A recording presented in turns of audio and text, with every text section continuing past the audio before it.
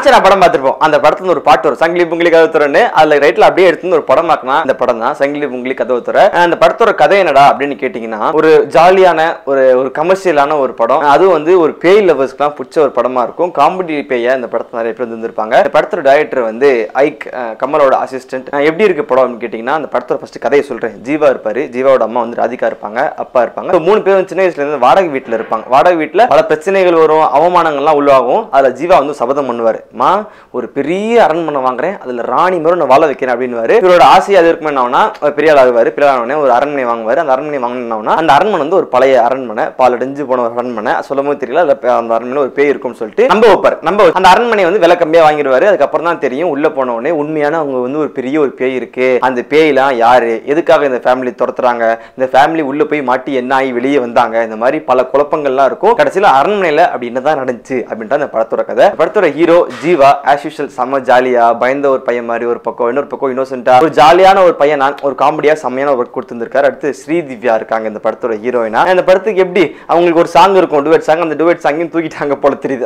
பாட்டு ஆடியோவை கேட்ட நல்லா தான் இருந்துச்சு. அனிருத் பாடி இந்த பாட்டை படத்துல பார்க்கும்போது அந்த பாட்டை காணா ஏன்றதெல்லாம் எனக்கு தெரியல. அடுத்து வந்து ராதா ரவி சூப்பரான ஒரு கேரக்டர் பண்ணியிருக்காரு. அது ஒரு பேயெல்லாம் ஒரு செம்மையா பண்ணியிருப்பாரு. அப்புறம் வந்து ராதிகா மேடம் ஆகட்டும், தம்பி ராமையாலாம் சான்ஸே இல்லை, நல்லா ஸ்கோர் பண்ணியிருப்பாரு கிளைமேக்ஸ்ல எல்லாம். அதுக்கப்புறம் வந்து சூரி வந்து ஸ்டார்டிங்ல இருந்து எண்ட் வரைக்கும் ஃபுல் ஸ்கோர் தான். அந்த பேய் வீட்டில் பண்ற எல்லா சேஷ்டையும் ஆகட்டும், அவரோட டயலாக்ஸ் ஆகட்டும், காமெடி ஆகட்டும் சான்ஸே இருக்காது. முக்கியமா தம்பி ராமையா சார் வந்து ஒரு டபுள் மீனிங் காமெடி பண்ணுவார், அடல்ட் காமெடி ஒன்று. அந்த வாஷிங் மிஷின் அப்படின்னு ஒரு காமெடி இருக்கும், அதை நீங்க தியேட்டர்ல போய் பார்க்கும்போது உங்களுக்கு தெரியும். ஆங்காங்கே அடல்ட்டோட அந்த காமெடி எல்லாம் இருக்கும். அதுவும் இந்த படத்துக்கு ஒரு பெரிய பிளஸ் தான் தோணுச்சு. அடுத்து பாத்தீங்கன்னா இந்த படத்தோட டைரக்டர் ஒரு கதை பண்றோம். ஃபர்ஸ்ட் ஹாஃப்லாம் பார்க்கும்போது இல்ல இதுல பேயே இல்ல ஏமாத்துறாங்கன்னு தோணும். செகண்ட் ஹாஃப்ல அப்படியே உல்டாவா தோணும். பட் ஒரு படம் வந்திருக்கு, அந்த படத்துல பார்த்திருப்போம்.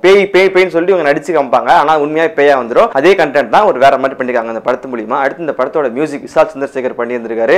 இந்த பாட்டை விட பிஜிஎம் எல்லாம் செம்மையா இருக்கும். இந்த பேய்க்கு வர மாஸ் சீக்வன்ஸ் நல்லா இருக்கும். இன்னொரு பாட்டும் வந்து கட் பண்ணி தான் போட்டாங்க. ஏன் அதனால டியூரேஷன் கம்மியா இருக்கணும்ன்றக்காக பண்ணிருக்காங்க போல தெரியுது. அடுத்து இந்த படத்தோட சினிமாட்டோகிராஃபி ரொம்ப சூப்பரான ஒர்க் பண்ணி இருந்திருக்காரு. அதுவும் இந்த அரண்மனைக்குள்ள காமிக்கிற சீன்ஸ் எல்லாமே ரொம்ப பயமுறுத்துற மாதிரி இருக்கும். திங்கு திங்கு திங்கு காமிக்கிற சீன் எல்லாம் ரொம்ப சூப்பராகவே இருக்கும். ஓவராலா ஒரு காமெடி பேய் படம் பார்க்கணும்னா இந்த பேய் படத்தை நீங்க தாராளமா பார்க்கலாம். ஏன்னா இந்த படத்தை ப்ரொடியூஸ் பண்ணது அட்லி ஃபர்ஸ்ட் டைம் அவர் ப்ரொடியூஸ் பண்றாரு. அப்ப எப்படி இருந்திருக்கும் அந்த படம் பாத்துக்கங்க. அவரே ஜாலியான படம் பண்ணுவாரு. அவர் ப்ரொடியூஸ் பண்ணாருன்னா இன்னும் ஜாலியா தான் இருக்கும். அந்த வகையில் ஒரு நல்ல ஒரு படமா அந்த படம் வந்திருக்கு. சில பல இடத்துல இந்த லாஜிக் மிஸ்டேக்லாம் இருக்கும். ஏன்னா பேய் படத்தை லாஜிக்லாம் பார்க்க முடியாது, இந்த லாஜிக்லாம் மிஸ்டேக்லாம் இருக்கும். நிறைய இடத்துல புரியாத மாதிரியே போற மாதிரிலாம் இருக்கும். பட் கரெக்டா கவனிச்சு பார்த்தோம்னா புரியும். சில பல மைனஸ்லாம் இருந்தாலும் தாண்டி ஒரு படம் ஒரு ஜாலியான படமா அந்த படம் வந்திருக்கு. நீங்க போய் என்ன பண்ணணும்னா தியேட்டர்ல ஃபேமிலியோட உட்காந்து பார்த்து என்ஜாய் பண்ணலாம்னு சொல்லிக்கிறேன். இப்போ என்ன பண்ண போறேன்னா கிளம்பி போறேன். நீங்க என்ன பண்ணணும், வெயிட் அ மினிட், பேய் எப்படிங்க பண்ணோம்,